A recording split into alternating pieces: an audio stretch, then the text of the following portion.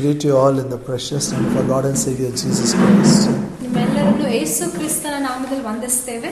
So Saturday afternoons I'm teaching about answered prayers or how to get answer for the prayers.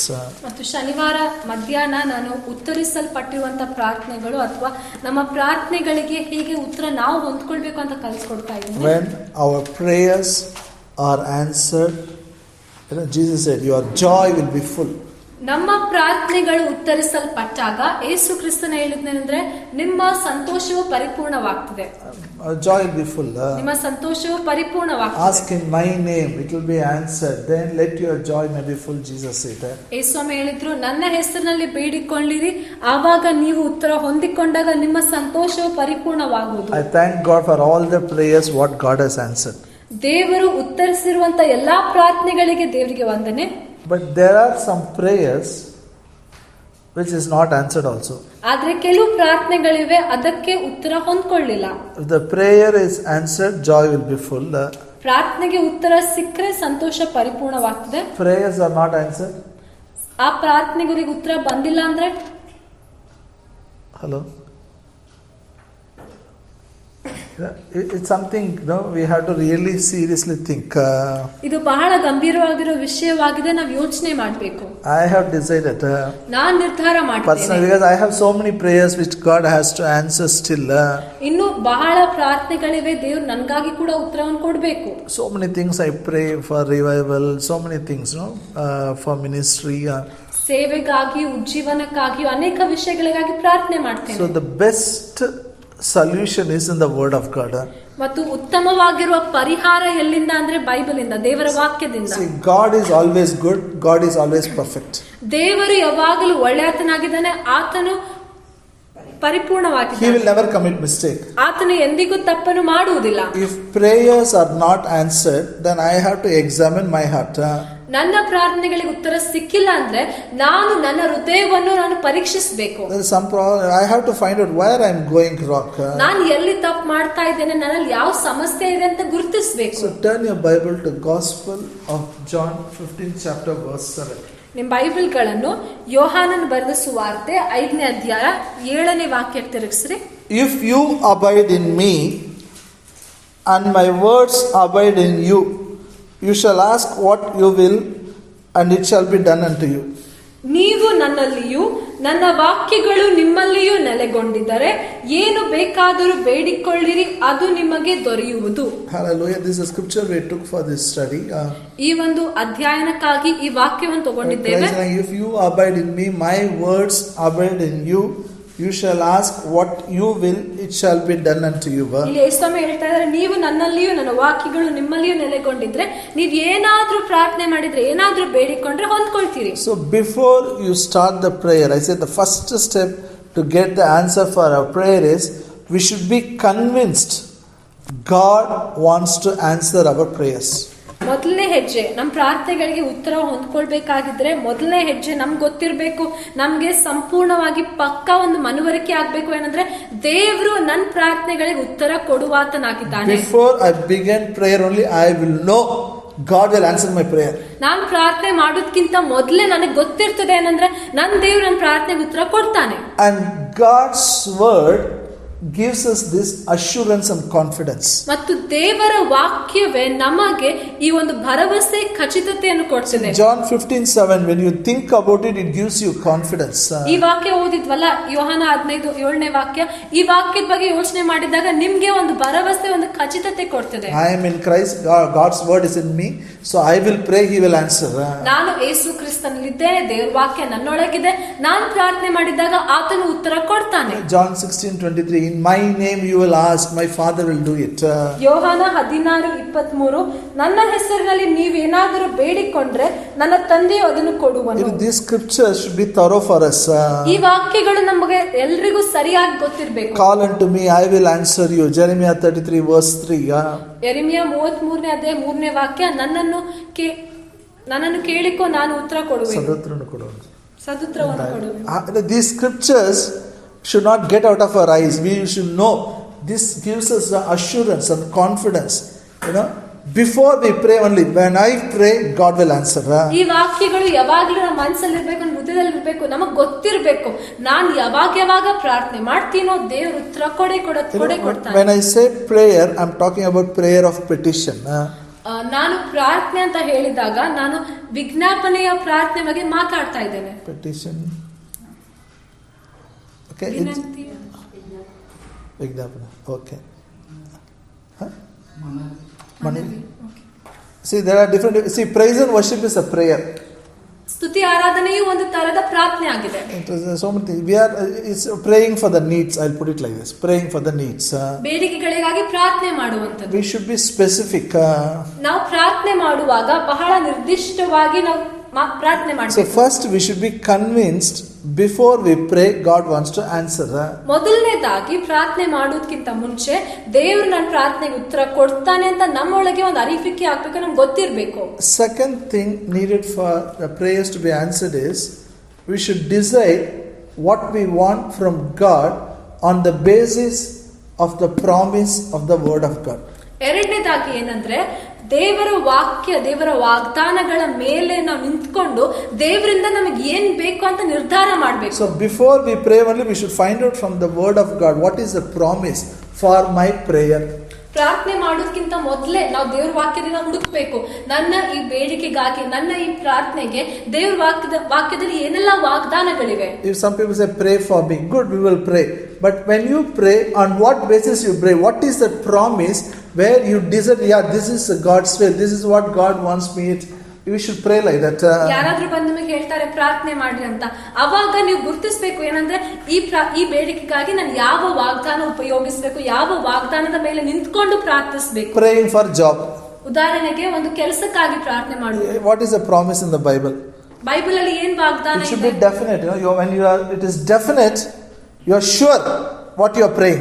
ನೀವು ನಿರ್ದಿಷ್ಟವಾಗಿ ಸೀದಾ ಅದಕ್ಕಾಗಿಯೇ ಪ್ರಾರ್ಥಿಸಬೇಕು. ಅವಾಗ ನಿಮ್ಗೆ ಒಳಗ್ ಗೊತ್ತಿರ್ತದೆ ಅಂದ್ರೆ ಪಕ್ಕ ನನ್ಗೆ ಗೊತ್ತಿದೆ. And you know when you seek God, this is what job I want. ಆಮೇಲೆ ದೇವರ ನೀವು ಹುಡುಕುವಾಗ ನಿಮಗೆ ಗೊತ್ತಾಗ್ತದೆ ಇಂಥ ಕೆಲಸ ನನ್ಗೆ ಬೇಕು. So any job, no problem, brother. Means they are not sure about what they are going to do. ಕೆಲವು ಜನ ಹೇಳ್ತಾರೆ ಯಾವ್ದು ಕೆಲಸ ಸಿಕ್ಕರೂ ಪರವಾಗಿಲ್ಲ ಅಂತ ಹೇಳಿದಾಗ ಅವ್ರಿಗೆ ಏನ್ ಬೇಕು ಅಂತ ಅವ್ರಿಗೆ ಗೊತ್ತಿಲ್ಲ. And if after taking job also they will not continue because they thought, yeah, I need one job, I have a job. They will not understand God kept them in that place for his purpose. ಅವ್ರ ಆ ಕೆಲಸವನ್ನು ತಗೊಂಡ್ರು ಅದರಲ್ಲಿ ಮುಂದೆ ಬರೆಯಲ್ಲ. ಯಾಕಂದ್ರೆ ಸುಮ್ನೆ ಒಂದ್ ಕೆಲಸ ಸಿಕ್ತು ಅಂತ ಅಷ್ಟೇ ಮಾಡ್ತಾರೆ. ಆದ್ರೆ ಅವ್ರಿಗೆ ಅರ್ಥ ಆಗಲ್ಲ ದೇವ್ರು ಅವರಿಗೆ ಒಂದು ಉದ್ದೇಶದಿಂದ ಆ ಕೆಲಸದಲ್ಲಿ ಇಟ್ಟಿದ್ದಾನೆ ಅಂತ. Bible says God gives man a job. Bible ಹೇಳ್ತಿದೆ ದೇವರು ಮನುಷ್ಯನಿಗೆ ಕೆಲಸವನ್ನು ಕೊಡ್ತಾರೆ. God opens the door. ದೇವರು ಬಾಗಿಲುಗಳನ್ನು ತೆರೀತಾರೆ. God bless the work of his hands. ದೇವರು ಕೈ ಕೆಲಸಗಳನ್ನು ಆಶೀರ್ವದಿಸ್ತಾರೆ. When he knows these promises, when he takes a job, he does the job faithfully because the job is given by God. ಈ ವಾಗ್ದಾನಗಳನ್ನು ತಿಳ್ಕೊಂಡು ಪ್ರಾರ್ಥಿಸಿದಾಗ ಆ ಕೆಲಸವನ್ನು ಹೊಂದ್ಕೊಂಡಾಗ ಕೆಲಸ ಮಾಡುವಾಗ ನಂಬಿಗಸ್ತನಾಗಿರ್ತಾನೆ. Anything you want to pray, you should find out from the word of God the promises. On that basis definitely if you pray it will happen. ನೀವು ಯಾವುದೇ ವಿಷಯಕ್ಕಾಗಿ ಪ್ರಾರ್ಥನೆ ಮಾಡಬೇಕು ಅಂತಿದ್ರೆ ಮೊದಲು ಬೈಬಲ್ ಅಲ್ಲಿ ಅದ್ರ ಬಗ್ಗೆ ಏನೆಲ್ಲ ವಾಗ್ದಾನ ಇದೆ ಅಂತ ಹುಡುಕಬೇಕು, ಅದರ ಮೇಲೆ ನಿಂತ್ಕೊಂಡು ಪ್ರಾರ್ಥಿಸಬೇಕು, ಅವಾಗ ಉತ್ತರ ಹೊಂದ್ಕೊಳ್ತೀರಿ. Somebody asked me why we should take the promises of God and pray. ಕೆಲವು ಜನರು ಕೇಳಿದ್ರು ಯಾಕೆ ಬೈಬಲ್ ಇಂದ ವಾಗ್ದಾನ ತಗೊಂಡು ಪ್ರಾರ್ಥನೆ ಮಾಡಬೇಕು? God is my father, God knows I need it. Then he can give, no? ದೇವ್ರು ನನ್ನ ತಂದೆ ಆಗಿದ್ದಾನೆ, ದೇವ್ರು ನನ್ಗೆ ಏನ್ ಬೇಕಂತ ಗೊತ್ತಿದೆ ಅಲ್ಲ, ಆತನ ಕೊಡ್ಬೋದಲ್ಲ. Why he is not giving? ಯಾಕೆ ದೇವ್ರು ಕೊಡ್ತಾ ಇಲ್ಲ? Why should I pray to get it? ನಾನ್ ಯಾಕೆ ಹೊಂದ್ಕೊಳ್ಬೇಕಾದ್ರೆ ಯಾಕೆ ಪ್ರಾರ್ಥಿಸಬೇಕು? Okay, I'll tell you something. ನಾನು ಒಂದು ಮಾತು ಹೇಳ್ತೀನಿ ಕೇಳ್ರಿ. Today I'm just introducing this concept. ಈ ಒಂದು ವಿಷಯವನ್ನ ಇವತ್ತು ಪರಿಚಯ ಕೊಡ್ತಾ ಇದ್ದೇನೆ. God has prepared all the blessings for you. ನಿಮಗಾಗಿ ಎಲ್ಲ ಆಶೀರ್ವಾದಗಳನ್ನು ದೇವರು ಆವಾಗಲೇ ಸಿದ್ಧಪಡಿಸಿದ್ದಾನೆ. God has prepared all the blessings. ಎಲ್ಲ ಆಶೀರ್ವಾದಗಳನ್ನು ಆವಾಗಲೇ ಸಿದ್ಧಪಡಿಸಿದ್ದಾನೆ. 1 Corinthians 2nd chapter. ಮೊದಲನೇ ಕೊರಿಂಥ 2ನೇ ಅಧ್ಯಾಯ verse 9. 9ನೇ ವಾಕ್ಯ.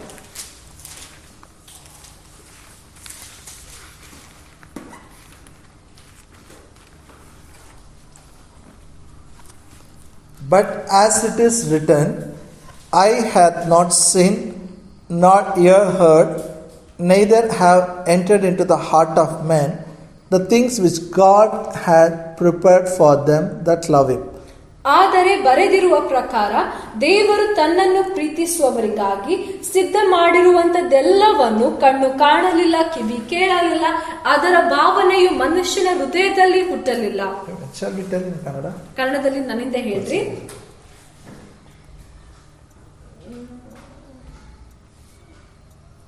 ದೇವರು ನನಗಾಗಿ ಸಿದ್ಧ ಮಾಡಿರುವಂತದ್ದೆಲ್ಲವನ್ನು ಕಣ್ಣು ಕಾಣಲಿಲ್ಲ, ಕಿವಿಯು ಕೇಳಲಿಲ್ಲ, ಅದರ ಭಾವನೆಯು ಮನುಷ್ಯನ ಹೃದಯದಲ್ಲಿ ಹುಟ್ಟಲಿಲ್ಲ. So God already prepared. ದೇವರು ಅವಾಗಲೇ ಸಿದ್ಧಪಡಿಸಿದ್ದಾನೆ. So no tension for us. ನಮ್ಗೆ ಯಾವುದೇ ಟೆನ್ಷನ್ ಇಲ್ಲ. When you have to study, where they have to get a job, whom you have to marry, what ministry, where you have to preach, teach, everything God has planned and prepared. ಯಾವಾಗ ಮದುವೆ ಆಗ್ಬೇಕು, ಏನ್ ಕೆಲಸ ತಗೊಳ್ಬೇಕು, ಎಲ್ಲಿ ಹೋಗಿ ಓದ್ಬೇಕು, ಎಲ್ಲವನ್ನು ದೇವರು ಅವಾಗಲೇ ಸಿದ್ಧ ಮಾಡಿಟ್ಟಿದ್ದಾನೆ. All the blessings are ready. ಎಲ್ಲ ಆಶೀರ್ವಾದಗಳು ಸಿದ್ಧವಾಗಿವೆ. Amen. Say all the blessings are ready. All the blessings are ready. ಕನ್ನಡದಲ್ಲಿ ಹೇಳೋಣ, ಎಲ್ಲಾ ಆಶೀರ್ವಾದಗಳು ಅವಾಗಲೇ ಸಿದ್ಧವಾಗಿವೆ. Before you ask God, your blessing is ready. ದೇವರಿಗೆ ಕೇಳೋಕ್ಕಿಂತ ಮೊದಲೇ ನಿಮ್ಮ ಆಶೀರ್ವಾದ ಸಿದ್ಧವಾಗಿದೆ. So what is a prayer? ನಮ್ಮ ಪ್ರಾರ್ಥನೆ ಏನು? What is ready we have to take, that is prayer.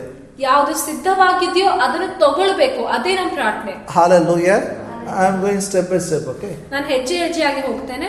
Then Ephesians 1:3 Bible says God has already blessed us with all the spiritual blessings in the heavenly places in Christ Jesus. ಎಫೆಸ್ಯ 1ನೇ ಅಧ್ಯಾಯ 3ನೇ ವಾಕ್ಯದಲ್ಲಿ ನೋಡ್ತೇವೆ ಏನಂದ್ರೆ, ದೇವರು ಎಲ್ಲಾ ಆತ್ಮಿಕ ಆಶೀರ್ವಾದಗಳಿಂದ ನಮ್ಮನ್ನು ಆವಾಗಲೇ ಕ್ರಿಸ್ತ ಯೇಸುವಿನಲ್ಲಿ ಆಶೀರ್ವದಿಸಿದ್ದಾನೆ. Hallelujah. Number 1, he kept everything ready. ಮೊದಲನೇದಾಗಿ ದೇವರು ಎಲ್ಲವನ್ನು ಸಿದ್ಧ ಮಾಡಿಟ್ಟಿದ್ದಾನೆ. Then he has blessed us in Christ Jesus. ಎರಡನೇದಾಗಿ ನಮ್ಮನ್ನು ಯೇಸು ಕ್ರಿಸ್ತನಲ್ಲಿ ಆಶೀರ್ವದಿಸಿದ್ದಾನೆ. So before we start the prayer, we should not think God is sitting on our blessings. He has already blessed us. ಪ್ರಾರ್ಥನೆ ಮಾಡೋದಕ್ಕಿಂತ ಮೊದಲು ದೇವರು ನಮ್ಮ ಪ್ರಾರ್ಥನೆಗಳ ಮೇಲೆ ಅಥವಾ ಆಶೀರ್ವಾದಗಳ ಮೇಲೆ ಕುಂತ್ಕೊಂಡಿದ್ದಾನೆ, ನಾವು ಹೋಗಿ ಬೇಡಬೇಕು ಅಂತ ಅದೇ ರೀತಿಯಲ್ಲಿ ಯೋಚನೆ ಮಾಡಬಾರ್ದು. For this blessing, God gave one name. ಈ ಆಶೀರ್ವಾದಗಳಿಗಾಗಿ ದೇವರು ಒಂದು ಹೆಸರನ್ನು ಇಟ್ಟನು, called Abraham's blessing. ಅದಕ್ಕೆ ಅಬ್ರಹಾಮನ ಆಶೀರ್ವಾದಗಳು ಎಂದು ಹೆಸರಿಟ್ಟನು. Hallelujah. It is a blessings for the believers, means Abraham blessing. ಎಲ್ಲ ವಿಶ್ವಾಸಿಗಳಿಗೆ ಆಶೀರ್ವಾದಗಳ ಹೆಸರೇನಂದ್ರೆ ಅಬ್ರಹಾಮನ ಆಶೀರ್ವಾದಗಳು. Now everything is ready. ಇವಾಗ ಎಲ್ಲಾ ಸಿದ್ಧವಾಗಿದೆ. And he already blessed. ಆತನು ಅವಾಗಲೇ ಆಶೀರ್ವದಿಸಿದ್ದಾನೆ. Now I should get it. ನಾನು ಹೊಂದ್ಕೊಳ್ಬೇಕು. You should get it. ನೀವು ಹೊಂದ್ಕೊಳ್ಬೇಕು. And for this also he paid the price. ಮತ್ತು ಈ ಕಾರ್ಯಕ್ಕಾಗಿಯೂ ಆತನು ಬೆಲೆ ಕಟ್ಟಿದ್ದಾನೆ. Galatians 3:13-14. ಗಲಾತ್ಯದವರಿಗೆ ಬರೆದ ಪತ್ರಿಕೆ 3ನೇ ಅಧ್ಯಾಯ 13-14. ಗಲಾತ್ಯದವರಿಗೆ ಬರೆದ ಪತ್ರಿಕೆ 3ನೇ ಅಧ್ಯಾಯ 13-14. Christ has redeemed us from the curse of the law, being made a curse for us, for it is written, cursed is every one that hangeth on a tree, that the blessings of Abraham might come on Gentiles through Jesus Christ, that we might receive the promise of the Spirit through faith. ಅಬ್ರಹಾಮನಿಗೆ ಉಂಟಾದ ಆಶೀರ್ವಾದವು ಕ್ರಿಸ್ತ ಯೇಸುವಿನಲ್ಲಿ ಅನ್ಯ ಜನರಿಗೆ ಉಂಟಾಗುವಂತೆಯೂ ದೇವರು ವಾಗ್ದಾನ ಮಾಡಿದ ಆತ್ಮನು ನಮಗೆ ನಂಬಿಕೆಯ ಮೂಲಕ ದೊರಕುವಂತೆಯೂ ಕ್ರಿಸ್ತನು ನಮ್ಮ ನಿಮಿತ್ತ ಶಾಪವಾಗಿ ಧರ್ಮಶಾಸ್ತ್ರದಲ್ಲಿ ಹೇಳಿರುವ ಶಾಪದೊಳಗಿಂದ ನಮ್ಮನ್ನು ಬಿಡಿಸಿದನು. ಮರಕ್ಕೆ ತೂಗು ಹಾಕಲ್ಪಟ್ಟ ಪ್ರತಿಯೊಬ್ಬನು ಶಾಪಗ್ರಸ್ತನು ಎಂದು ಶಾಸ್ತ್ರದಲ್ಲಿ ಬರೆದದೇ ಅಲ್ಲ. Now again I'll repeat. ಇನ್ನೊಂದ್ಸಲ ಹೇಳ್ತೇನೆ ಕೇಳಿ. So you all have some prayers. We need some good course. You have to waiting for results, admissions, job, marriage. So many things are there.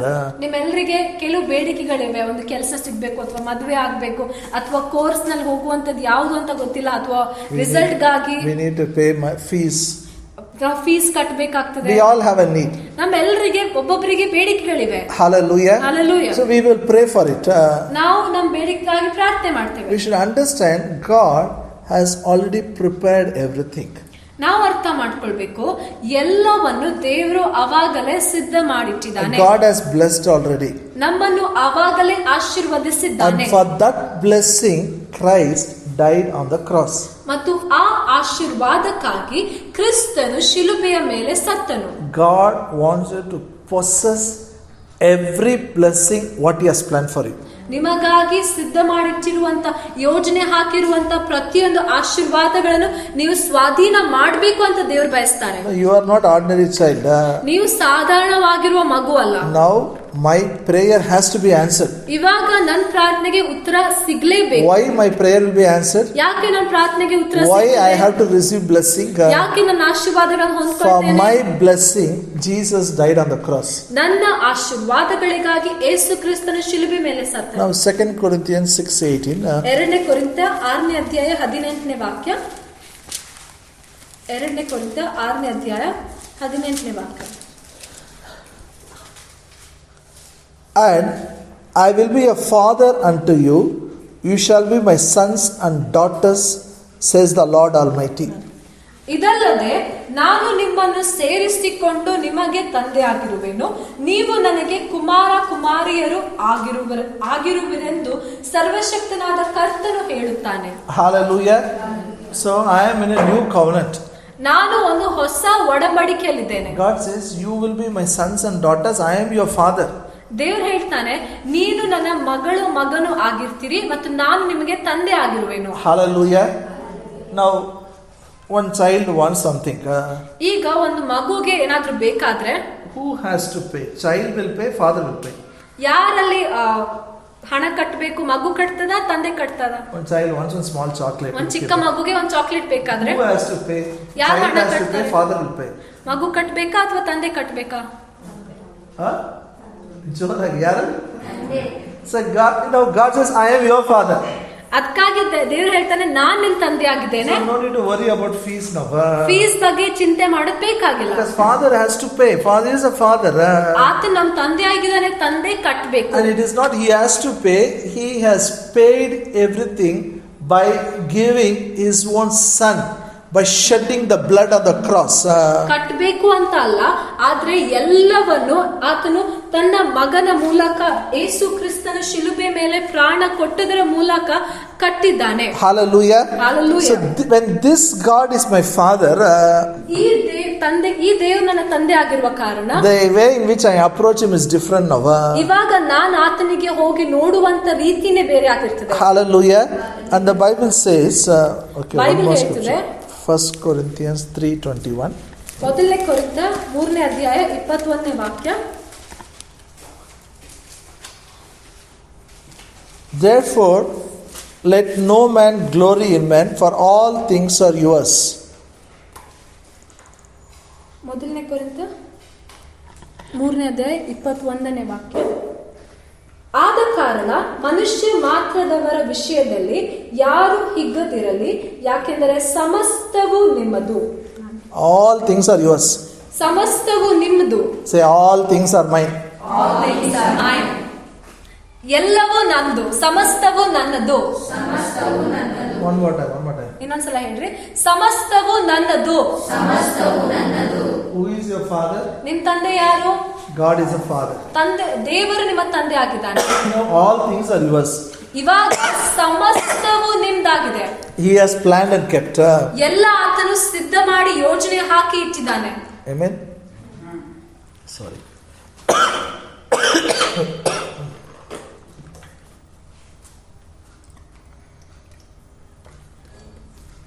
And Bible says he reveals his plan through his Holy Spirit.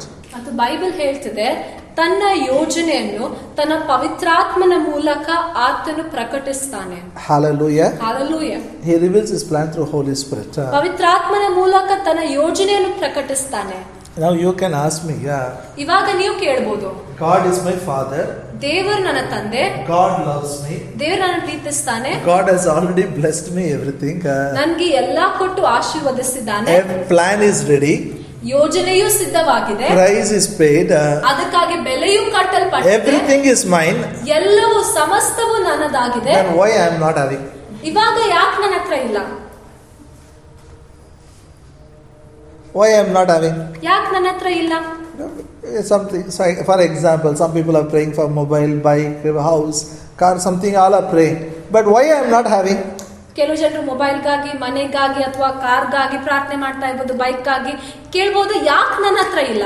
When God has already paid everything, why I should have, no? ದೇವ್ರು ಅವಾಗ್ಲೇ ಬೆಲೆ ಕಟ್ಟಿದ್ರೆ, ಎಲ್ಲ ಕಟ್ಬಿಟ್ಟಿದ್ರೆ ಯಾಕೆ ನನ್ನ ಹತ್ರ ಇಲ್ಲ ಇರ್ಬೇಕಲ್ಲ? Yes or no? God, that's why I said prayer, no? You should be specific in prayer.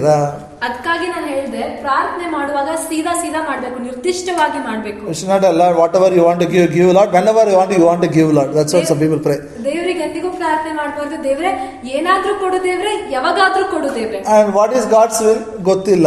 ಮತ್ತು ದೇವ್ರ ಚಿತ್ತ ಏನು ಗೊತ್ತಿಲ್ಲ. If you don't know what God has kept, you cannot possess it. ದೇವ್ರು ನಿಮ್ಗಾಗಿ ಏನ್ ಇಟ್ಟಿದ್ದಾನೆ ಅಂತ ನೀವು ತಿಳಿಲಿಲ್ಲ ಅಂದ್ರೆ ಅದನ್ನು ಸ್ವಾಧೀನ ಮಾಡಿಕ್ಕಾಗಲ್ಲ. Hallelujah. That is why word of God is there. ಅದಕ್ಕಾಗಿಯೇ ದೇವರ ವಾಕ್ಯ ಇದೆ. Psalm 37 verse 4. ಕೀರ್ತನೆ 37ನೇ ಅಧ್ಯಾಯ 4ನೇ ವಾಕ್ಯ. ಕೀರ್ತನೆ 37:4.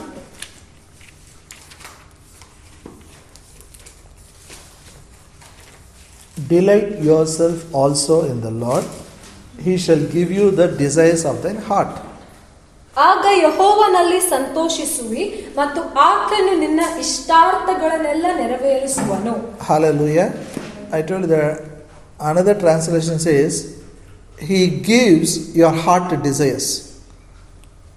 ಇನ್ನೊಂದು ತರ್ಜುಮೆ ಹೇಳ್ತಿದೆ, ಆತನು ನಿಮ್ಮ ಹೃದಯಕ್ಕೆ ಆಸೆಗಳನ್ನು ಕೊಡುವನು.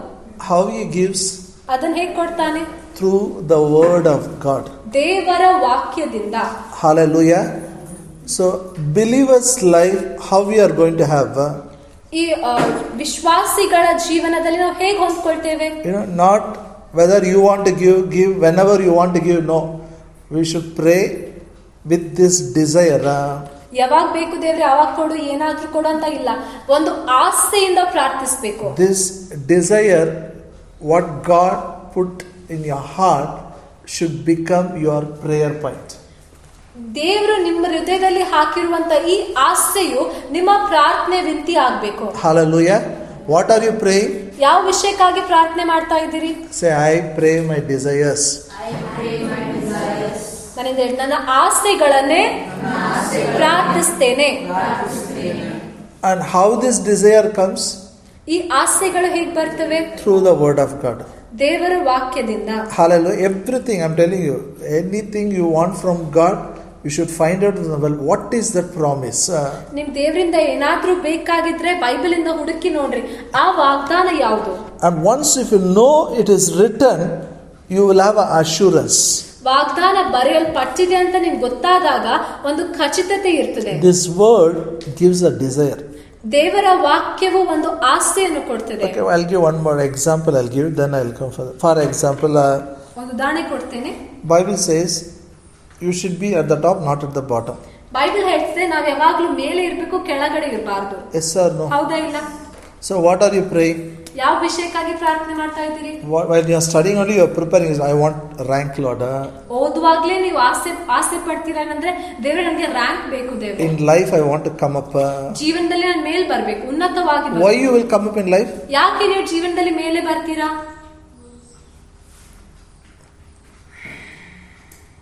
ಏನೋ ಗೊತ್ತಿಲ್ಲ, ಪ್ರೇಯರ್ ಮಾಡಿ ನೋಡೋಣ ದೇವರ ಚಿತ್ತ ಏನೋ. ಅದನ್ನೆಲ್ಲ ದೇವರ ಚಿತ್ತ ಏನು? ಮೇಲೆ ಬರಬೇಕಾ ಇರಬೇಕಾ?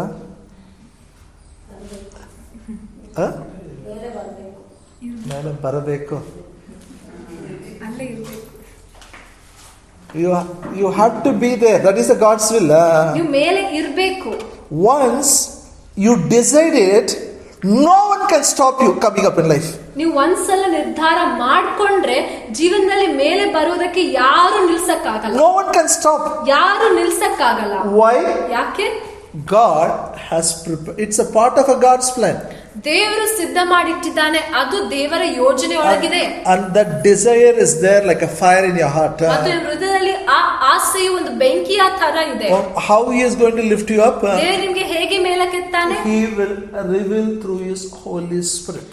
ತನ್ನ ಪವಿತ್ರಾತ್ಮನ ಮೂಲಕ ನಿಮಗೆ ಪ್ರಕಟಿಸ್ತಾನೆ. Hallelujah. In your spirit you may know it.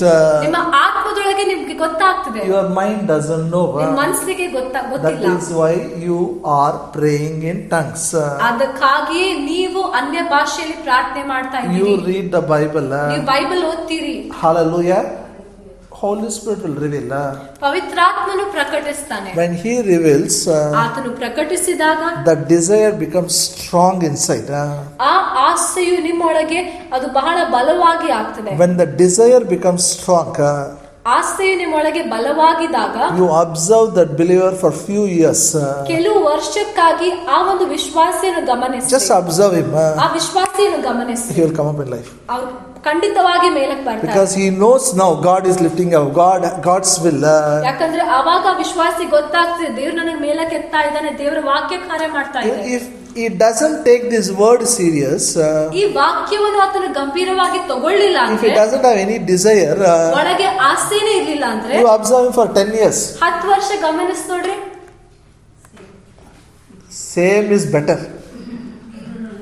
If they are same, I'll be very happy. ಇದ್ದ ಹಾಗೆ ಇದ್ರೆ 10 ವರ್ಷ ಆದ್ಮೇಲೆ ನನ್ಗೆ ಇನ್ನೂ ಸಂತೋಷ. They'll become worst. ಅವ್ರು ಇರುವಂತ ಸ್ಥಾನದಿಂದ ಇನ್ನೂ ಕೀಳಾಗ್ತಾರೆ. Why? The desire from the word of God and the Holy Spirit revelation, praying in tongues and understanding the mind of Christ is not there. ಯಾಕಂದ್ರೆ ದೇವರ ವಾಕ್ಯಕ್ಕಾಗಿರುವಂತ ಆಸೆ, ಪವಿತ್ರಾತ್ಮನೊಟ್ಟಿಗೆ ಸಮಯ ಕಳೆಯುವಂತದ್ದು, ಅನ್ಯ ಭಾಷೆ ಪ್ರಾರ್ಥನೆ ಮಾಡುವಂತದ್ದು ಇಲ್ಲ.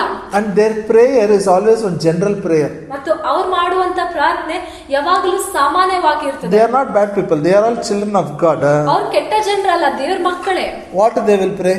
ಏನಂತ ಪ್ರಾರ್ಥಿಸ್ತಾರೆ? ದೇವರೇ ಆಶೀರ್ವದಿಸು. ದೇವರೇ, God bless me. ದೇವರೇ ಆಶೀರ್ವದಿಸು. Oh Lord, thank you for blessing. Their prayer is not specific. ಅವರ ಪ್ರಾರ್ಥನೆಯು ನಿರ್ದಿಷ್ಟವಾಗಿ ಇಲ್ಲ. Hallelujah. How to be specific? ಒಂದೇ ವಿಷಯಕ್ಕಾಗಿ ಹೇಗೆ ಪ್ರಾರ್ಥನೆ ಮಾಡುವುದು, ನಿರ್ದಿಷ್ಟವಾಗಿ ಹೇಗೆ ಪ್ರಾರ್ಥನೆ ಮಾಡುವುದು? Bible helps us.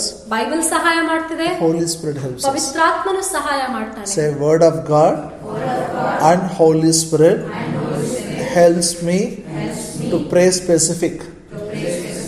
ನಿರ್ದಿಷ್ಟವಾಗಿ ಪ್ರಾರ್ಥಿಸುವಂತೆ ದೇವರ ವಾಕ್ಯವು ಮತ್ತು ಪವಿತ್ರಾತ್ಮನು ಸಹಾಯ ಮಾಡ್ತಾನೆ. Where is the promise?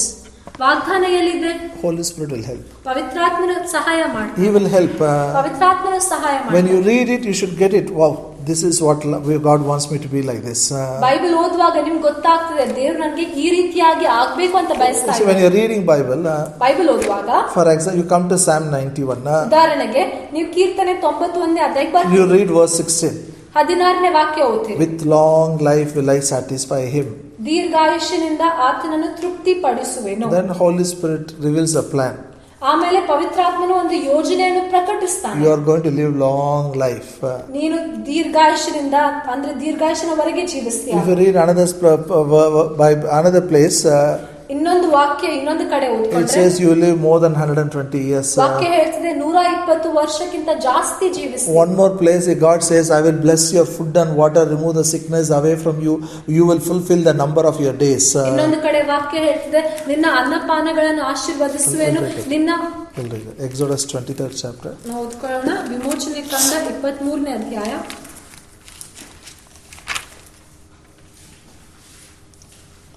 verse 24-25. ವಿಮೋಚನೆ ಕಾಂಡ 23ನೇ ಅಧ್ಯಾಯ 24-25ನೇ ವಾಕ್ಯ. Read it if you get it. Read it. ಅವರ ದೇವತೆಗಳನ್ನು ನೀವು ನಮಸ್ಕರಿಸಲು ಬಾರದು, ಪೂಜಿಸಲು ಬಾರದು, ಅವರ ಆಚರಣೆಗಳನ್ನು ಅನುಸರಿಸಲೇಬಾರದು. ಆ ಜನಗಳನ್ನು ನಿರ್ಮೂಲ ಮಾಡಿ ವಿಗ್ರಹ ಸ್ತಂಭಗಳನ್ನು ನಾಶ ಮಾಡಬೇಕು. ನಿಮ್ಮ ದೇವರಾದ ಯೆಹೋವನೊಬ್ಬನನ್ನೇ ಆರಾಧಿಸಬೇಕು. ಆಗ ಆತನು ನಿಮ್ಮ ಅನ್ನಪಾನಗಳನ್ನು ಆಶೀರ್ವದಿಸುವನು, ನಿಮ್ಮೊಳಗೆ ಯಾವ ವ್ಯಾಧಿಯು ಉಂಟಾಗದಂತೆ ಮಾಡುವೆನು. Verse 26. ನಿಮ್ಮ ದೇಶದಲ್ಲಿ ಗರ್ಭಸ್ರಾವವಾಗಲಿ ಬಂಜೆತನವಾಗಲಿ ಇರುವುದೇ ಇಲ್ಲ, ನಿಮಗೆ ಸಂಪೂರ್ಣವಾದ ಆಯುಸ್ಸನ್ನು ಕೊಡುವೆನು. Hallelujah. This is a wonderful promise. ಇದು ಅದ್ಭುತವಾಗಿರೋ ವಾಕ್ಯವಾಗಿದೆ. What a wonderful promise. No one will be barren. No miscarriage. ಇಲ್ಲಿ ಹೇಳ್ತಾ ಇದೆ, ಯಾರು ಅಲ್ಲಿ ಬಂಜೆಯಾಗಿರುವುದಿಲ್ಲ, ಯಾವುದೇ ಗರ್ಭಸ್ರಾವವಾಗುವುದಿಲ್ಲ. So our families are different. ನಮ್ಮ ಕುಟುಂಬಗಳು ಬೇರೆ ಆಗಿವೆ. In our families, no one will be barren. ನಮ್ಮ ಕುಟುಂಬಗಳಲ್ಲಿ ಯಾರು ಬಂಜೆಯಾಗಿರುವುದಿಲ್ಲ. No one will have a miscarriage. ಯಾರಲ್ಲಿಯೂ ಗರ್ಭಸ್ರಾವವಾಗುವುದಿಲ್ಲ. Because we worship Him. ಯಾಕಂದ್ರೆ ನಾವು ಆತನನ್ನು Our ಆರಾಧಿಸುತ್ತೇವೆ. food and water is blessed. ನಮ್ಮ ಊಟ ಮತ್ತು ನೀರು ಆಶೀರ್ವದಿಸಲ್ಪಟ್ಟಿದೆ. Sickness is removed. ವ್ಯಾಧಿಗಳ ರೋಗವು ತೆಗೆದು We will have ಹಾಕಲ್ಪಟ್ಟಿದೆ. a long life. ನಮಗೆ ದೀರ್ಘಾಯುಸ್ಸಿರುವುದು. Say we will have a long life without any sickness. ರೋಗವಿಲ್ಲದ ದೀರ್ಘಾಯುಷ್ಯು ನನಗಿರುವುದು. See, this is a plan God already made. ಈ ಯೋಜನೆಯನ್ನು ದೇವರು ಅವಾಗಲೇ ಮಾಡಿದ್ದಾನೆ. Amen. Say plan is ready. ಅನ್ನಿಂದ ಹೇಳ್ರಿ, ಯೋಜನೆ ಸಿದ್ಧವಾಗಿದೆ. For this plan, Christ died on the cross. ಈ ಒಂದು ಯೋಜನೆಗಾಗಿ ಕ್ರಿಸ್ತನ ಶಿಲುಬೆ ಮೇಲೆ ಸತ್ತನು. So price is paid. ಬೆಲೆಯೂ ಕಟ್ಟಲ್ಪಟ್ಟಿದೆ. Hallelujah. Now, for me, no doubt, I will live a long life. ಇವಾಗ ನನ್ಗೆ ಯಾವುದೇ ಸಂಶಯ ಇಲ್ಲ ಏನಂದ್ರೆ ನಾನ್ ದೀರ್ಘಾಯುಷ್ಯ ಜೀವಿಸಲ್ಲ ಅಂತ. No doubt. ಸಂಶಯನೇ ಇಲ್ಲ. Hallelujah. So now I can keep this promise in my heart ಇವಾಗ ಈ ವಾಗ್ದಾನ ಹೃದಯದಲ್ಲಿ ಇಟ್ಕೊಂಡು and pray what Mark 11:24 says. Mark 11ನೇ ಅಧ್ಯಾಯ 24ನೇ ವಾಕ್ಯ ಹೇಳುವಂತದನ್ನು ಪ್ರಾರ್ಥಿಸಬೇಕು. Turn your Bible to Mark 11:24. Satyaveda ತಿರುಗಿಸ್ರೆ mark 11ನೇ ಅಧ್ಯಾಯ 24ನೇ ವಾಕ್ಯ. Therefore I say unto you, what things soever you desire, when you pray, believe that you have received them, then you shall have them. ಆದ ಕಾರಣ ನೀವು ಪ್ರಾರ್ಥನೆ ಮಾಡಿ ಏನೇನು ಬೇಡಿಕೊಳ್ಳುತ್ತೀರೋ ಅದನ್ನೆಲ್ಲ ಹೊಂದಿದ್ದೇವೆಂದು ನಂಬಿರಿ, ಅದು ನಿಮಗೆ ಸಿಕ್ಕುವುದೆಂದು ಹೇಳುತ್ತೇನೆ. Hallelujah. Now, how I got this desire? ಈ ಆಸೆ ನನ್ಗೆ ಎಲ್ಲಿಂದ ಬಂತು? He says, whatever you desire, pray. ಇಲ್ಲಿ ಹೇಳ್ತಾನೆ, ನೀವ್ ಏನೆಲ್ಲ ಆಸೆ ಪಡ್ತೀರೋ ಅದನ್ನು ಪ್ರಾರ್ಥಿಸ್ರಿ. So where the desire for long life has come? ದೀರ್ಘಾಯುಷ್ಯಕ್ಕಾಗಿರುವಂತ ಆಸೆ ಎಲ್ಲಿ ಬಂದಿದೆ? From the Bible. ದೇವರ ವಾಕ್ಯದಿಂದ, ಬೈಬಲ್ ಇಂದ ಬಂದಿದೆ. Hallelujah. God has already made a plan. ದೇವರು ಅವಾಗಲೇ ಯೋಜನೆ ಹಾಕಿದ್ದಾನೆ. His Holy Spirit reveals His plan to me. ಆತನ ಪವಿತ್ರಾತ್ಮನು ನನಗೆ ತನ್ನ ಯೋಜನೆಯನ್ನು ಪ್ರಕಟಿಸ್ತಾನೆ. So no one should have a plan of dying soon. ಯಾರಿಗೂ ಕೂಡ ಬೇಗನೆ ಸಾಯುವಂತ ಯೋಜನೆ ಇರಬಾರ್ದು, ಪ್ಲಾನ್ ಇರಬಾರ್ದು. Amen. Some Christians don't know. ಯಾಕೆ ಇರಬೇಕು? ಅಟ್ಲೀಸ್ಟ್ ಅಲ್ಲಿ ಹೋಗಿದ್ದೆ ದೇವ್ರ ಹತ್ರ ಇರ್ತೀನಿ ನೋಡು, ಸಂತೋಷವಾಗಿರ್ತೀವಿ. ಇದೇಟೆಲ್ಲ ಕೆಲವೊಂದು ಕ್ರೈಸ್ತರಿಗೆ ಅದು ಗೊತ್ತಿಲ್ಲ, ಅದಕ್ಕೆ ಅಲ್ಲಿ ಹೇಳ್ತಾರೆ ಮೇಲೆ ಹೋಗಿದ್ರೆ ದೇವ್ರ ಹತ್ರ ಇರ್ತೀನಿ, ಕರ್ತನ ಹತ್ರ ಸಂತೋಷವಾಗಿ. You ask anybody who retires, first thing they'll tell, I am waiting when I'll die. Retire ಆಗಿರುವಂತ ಪ್ರತಿಯೊಬ್ಬ ವ್ಯಕ್ತಿಗೆ ಹೋಗಿ ಕೇಳ್ರಿ, ಮೊದಲನೇ ಮಾತು ಹೇಳುವಂತದ್ದು ಏನಂದ್ರೆ ಯಾವಾಗ ಸಾಯ್ತೀನಿ ಅಂತ ಕಾಯ್ತಾ ಇದ್ದೇನೆ. The desire is not there. ಜೀವಿಸಬೇಕು ಅಂತ ಆಸೆನೇ ಇಲ್ಲ.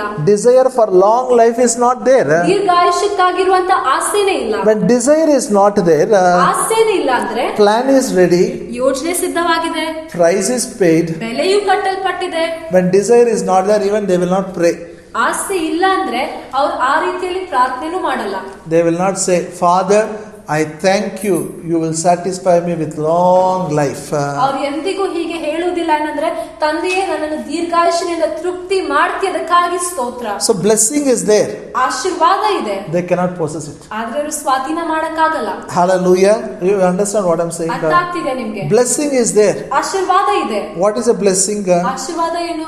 God will set your name high above all the nations of the earth. ನಿಮ್ಮ ಹೆಸರನ್ನು ಎಲ್ಲಾ ದೇಶಗಳಿಗಿಂತ ಉನ್ನತವಾಗಿ ಇಡ್ತಾನೆ. Amen.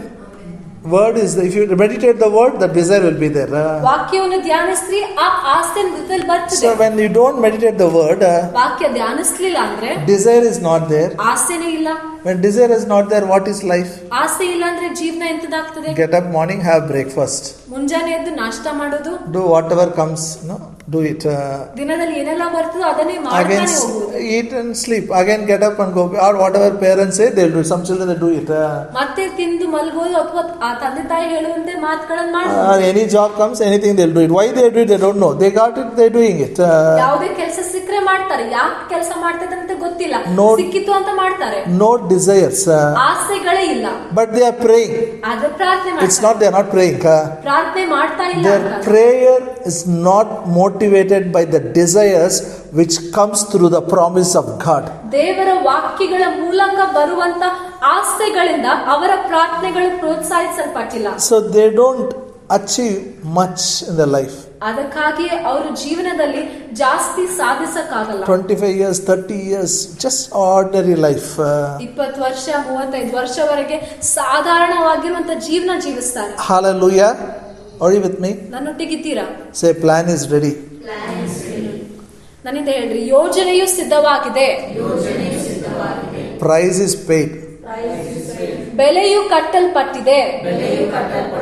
God is my father.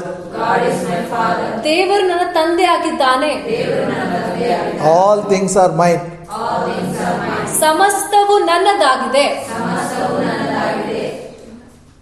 So now what I should do is, ಈಗ ನಾನು ಏನ್ ಮಾಡ್ಬೇಕಂದ್ರೆ, what is mine, I should take, make it my desire and speak my desire. That is prayer. ಏನೆಲ್ಲ ನನ್ನದಾಗಿದೆ ಅಂತ ಬರೆಯಲ್ಪಟ್ಟಿದೆಯೋ ಅದನ್ನು ತಗೊಳ್ಬೇಕು, ಧ್ಯಾನ ಮಾಡಬೇಕು, ಆಸೆ ಮಾಡಿಸ್ಕೊಳ್ಬೇಕು, ಆಮೇಲೆ ಆಸೆಯನ್ನು ಮಾತಾಡಬೇಕು. See, if you desire, you will keep trying till you get it. ನೀವು ಆಸೆ ಪಟ್ರೆ ಅದು ಸಿಗೋವರೆಗೆ ನೀವು ಪ್ರಯತ್ನ ಮಾಡ್ತಾನೆ ಇರ್ತೀರಿ. Yes or no? ಹೌದಾ ಇಲ್ಲ? Suddenly you feel like eating biryani, what you will do? ನಿಮ್ಗೆ ತಕ್ಷಣವಾಗಿ ಬಿರಿಯಾನಿ ತಿನ್ಬೇಕು ಅಂತ ಅನ್ಸುತ್ತಂದ್ರೆ ಏನ್ ಮಾಡ್ತೀರಿ? Either you will cook, you will go buy, do something, because the desire has come over. The desire has to be fulfilled. ಅಡಿಗೆ ಮಾಡ್ತೀರಾ ಅಥವಾ ಹೊರಗಿಂದ ಹೋಗಿ ಖರೀದಿ ಮಾಡ್ಕೊಂಡು ತಗೊಂಡ್ ಬರ್ತೀರಿ. ಆಸೆ ಪೂರ್ತಿ ಮಾಡುವವರೆಗೆ ಏನಾದ್ರೂ ಮಾಡ್ತೀರಿ. Or you feel like eating ice cream. ಅಥವಾ ಐಸ್ ಕ್ರೀಮ್ ತಿನ್ಬೇಕು ಅಂತ ಅನ್ಸುತ್ತಂದ್ರೆ Will you decide, anyhow, whenever I want I'll eat. After 15 days I'll eat, no problem. God will give. When God gives I'll eat. Will you do that? ಆಸೆ ಬಂದಾಗ 15 ದಿನ ಆದ್ಮೇಲೆ ತಿನ್ನೋಣ, ದೇವ್ರು ಕೊಟ್ಟಾಗ ತಿನ್ನೋಣ ಅಂತ ಅಂತೀರಾ? ದೇವರೇ ನಿಮ್ಮ ಚಿತ್ತದನ್ನ ತಿಂತೀನಿ ದೇವರೇ, ಐಸ್ ಕ್ರೀಮ್ ಇಲ್ಲನಾ ಇಲ್ಲ. Any time will tell when it comes to desire means we will not consult God also. Our desire should be fulfilled. ಆಸೆಗಳ ಬಗ್ಗೆ ಬಂದಾಗ ನಾವು ದೇವ್ರ ಮಾತನ್ನು ಕೇಳಲ್ಲ, ದೇವ್ರಿಗೆ ಏನ್ ಮಾಡ್ಬೇಕು ಅಂತ ಕೇಳಲ್ಲ, ಅದೇ ತಕ್ಷಣವೇ ಆಸೆಗಳನ್ನು ಪೂರ್ತಿ ಮಾಡ್ಬೇಕಂತ ನೋಡ್ತೇವೆ. Let word of God become our desires. ದೇವರ ವಾಕ್ಯವು ನಮ್ಮ ಆಸೆಗಳಾಗಲಿ. I mean, I said I have lot of things to pray. ನಾನು ಹೇಳ್ತೇನೆ, ನನಗೂ ಪ್ರಾರ್ಥನೆ ಮಾಡೋದಕ್ಕಾಗಿ ಬಹಳ I have decided to take all the promises of God for my prayer. ನನ್ನ ಪ್ರಾರ್ಥನೆಗಳಿಗಾಗಿ ದೇವ್ರ ವಾಗ್ದಾನಗಳನ್ನು ತಗೊಳ್ಬೇಕು ಅಂತ ನಿರ್ಧಾರ I ಮಾಡಿದೆ. am not going to stop it. ನಾನು ಅಲ್ಲೇ I will ನಿಂತ್ಕೊಳ್ಳೋದಿಲ್ಲ. speak my desires. ನನ್ನ ಆಸೆಗಳನ್ನು ಮಾತಾಡ್ತೇನೆ. How I'll speak my desires? ನನ್ನ ಆಸೆಗಳನ್ನು ಹೇಗೆ ಮಾತಾಡ್ತೇನೆ? I already got it. ಸಿಕ್ಕಿದೆ ಅಂತ ಮಾತಾಡ್ತೇನೆ. Then I will have it. ಅವಾಗ ಅದನ್ನು ಹೊಂದ್ಕೊಳ್ತೇನೆ. Amen. Shall we all stand up? ನಾವೆಲ್ಲರೂ ನಿಂತ್ಕೊಳ್ಳೋಣ. Just lift your hand. ನಿಮ್ ಕೈಗಳ ಮೇಲೆ. I know you all have a need. ನನ್ಗೆ ಗೊತ್ತು ನಿಮ್ಮೆಲ್ಲರಿಗೆ ಬೇಡಿಕೆಗಳಿವೆ. I'm going to pray for you. Holy Spirit will open your eyes of understanding. ನಾನು ನಿಮ್ಗಾಗಿ ಪ್ರಾರ್ಥಿಸ್ತೇನೆ. ಪವಿತ್ರಾತ್ಮನು ನಿಮ್ಮ ತಿಳುವಳಿಕೆಯ ಕಣ್ಣುಗಳನ್ನು ತೆರೆಯಲಿ. He will reveal to you what God has planned for you. What is a God's purpose for you? What blessings God has kept. ದೇವರು ನಿಮ್ಗಾಗಿ ಏನ್ ಯೋಜನೆ ಹಾಕಿದ್ದಾನೆ, ದೇವರು ನಿಮ್ಗಾಗಿ ಯಾವ ಉದ್ದೇಶದಿಂದ ಇಟ್ಟಿದ್ದಾನೆ, ಯಾವ ಆಶೀರ್ವಾದಗಳನ್ನು ಇಟ್ಟಿದ್ದಾನೆ, ಎಲ್ಲವನ್ನು ಪವಿತ್ರಾತ್ಮನು ಪ್ರಕಟಿಸ್ತಾನೆ. Maybe from tomorrow when you read Bible, these promises of God will come alive. You will know, wow, God has promised me, I'm going to possess it. ನಾಳೆ ನೀವು ಬೈಬಲ್ ಓದುವಾಗ ಈ ದೇವರ ವಾಗ್ದಾನಗಳು ಜೀವಂತವಾಗಿ ನಿಮ್ಗೆ ಗೊತ್ತಾಗ್ತದೆ, ಈ ವಾಗ್ದಾನಗಳನ್ನು ದೇವರು ಮಾಡಿದ ನನಗಾಗಿ ಇದೆ. All promises of God should become a strong desire in your heart. ದೇವರ ಎಲ್ಲಾ ವಾಗ್ದಾನಗಳು ನಿಮ್ಮ ಹೃದಯದಲ್ಲಿ ಒಂದು ಬಲವಾಗಿರುವಂತ ಆಸೆ ಆಗ್ಬೇಕು. When it becomes desire, ಅದು ಆಸೆ ಆದಾಗ you will speak the desire as if you got it. ಆ ಆಸೆಗಳನ್ನು ಹೊಂದ್ಕೊಂಡಿದ್ದೀರಿ ಅಂತ ಮಾತಾಡ್ತೀರಿ. Then you will have it. ಅವಾಗ ಅದನ್ನು ಹೊಂದ್ಕೊಳ್ತೀರಿ. Holy Spirit, intercede, O God. Sikho robo robo rekezi panka gabo lopo robo robo zo paka gaba baka gama nakare paka gaba laka robo robo soko rekete zikiri gete panka bomo robo robo zo zikiri gete zikiri gete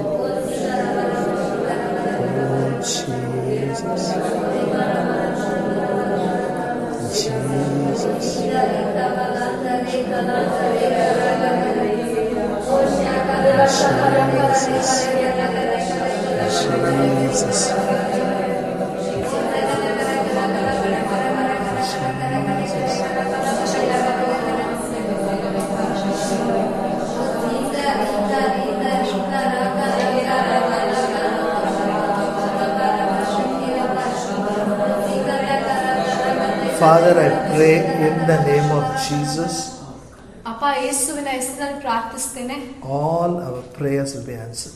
ನಮ್ಮ ಎಲ್ಲಾ ಪ್ರಾರ್ಥನೆಗಳಿಗೆ ಉತ್ತರ ನಾವು ಹೊಂದ್ಕೊಳ್ತೇವೆ. Prayers for our family, prayers for the ministry. ಕುಟುಂಬಗಳಿಗಾಗಿರುವಂತ ಪ್ರಾರ್ಥನೆ, ಸೇವೆಗಾಗಿರುವಂತ ಪ್ರಾರ್ಥನೆ. Thank you for your promises. ನಿನ್ನ ಆಶೀರ್ವಾದಗಳಿಗಾಗಿ I ವಂದನೆ. pray as we read Bible every day, all the promises will become a strong desire in our hearts. ನಾನು ಪ್ರಾರ್ಥಿಸ್ತೇನೆ, ಪ್ರತಿದಿನ ನಾವು Bible ಓದುವಾಗ ಪ್ರತಿಯೊಂದು ವಾಗ್ದಾನವು ನಮ್ಮ ಹೃದಯದಲ್ಲಿ ಒಂದು ಬಲವಾಗಿರುವ ಆಸೆ ಆಗ್ಬೇಕು. And we take the promises and thank you for receiving it. Thank you for blessing it. It will be manifested in the natural realm and our joy may be full. ಮತ್ತು ನಾವು ವಾಗ್ದಾನಗಳನ್ನು ತಗೊಂಡು ನಿನ್ಗೆ ಸ್ತೋತ್ರ ಮಾಡ್ತೇವೆ, ಹೊಂದಿಕೊಂಡಿದ್ದೇವೆ ಅಂತ ಘೋಷಿಸ್ತೇವೆ. ಆವಾಗ ನಾವು ನೈಸರ್ಗಿಕ ಲೋಕದಲ್ಲಿ ಅದನ್ನು ಕಾಣ್ತೇವೆ ಮತ್ತು ನಮ್ಮ ಆನಂದವು, ನಮ್ಮ ಸಂತೋಷವು ಅದು ಪೂರ್ಣವಾಗ್ತದೆ. And you will be glorified through our life. ನಮ್ಮ ಜೀವನಗಳ ಮೂಲಕ ನಿನ್ನ ನಾಮಕ್ಕೆ ಮಾತ್ರ ಮಹಿಮೆ I ಆಗ್ತದೆ. pray no one will get stuck up in mediocre life. No one will get stuck up in life. ನಾನು ಪ್ರಾರ್ಥಿಸ್ತೇನೆ, ಯಾರು ಕೂಡ ಸಾಮಾನ್ಯವಾಗಿರುವಂತ ಜೀವನದಲ್ಲಿ ಅವರು ಎಂದಿಗೂ ಸಿಕ್ಕಿ ಬೀಳುವುದಿಲ್ಲ. They'll possess all the blessings what God has kept for them. ದೇವರು ಅವ್ರಿಗಾಗಿ ಇಟ್ಟಿರುವಂತ ಎಲ್ಲಾ ಆಶೀರ್ವಾದಗಳನ್ನು ಅವರು ಸ್ವಾಧೀನ ಮಾಡ್ತಾರೆ. They'll possess all the blessings which Christ has purchased for them by shedding his own blood.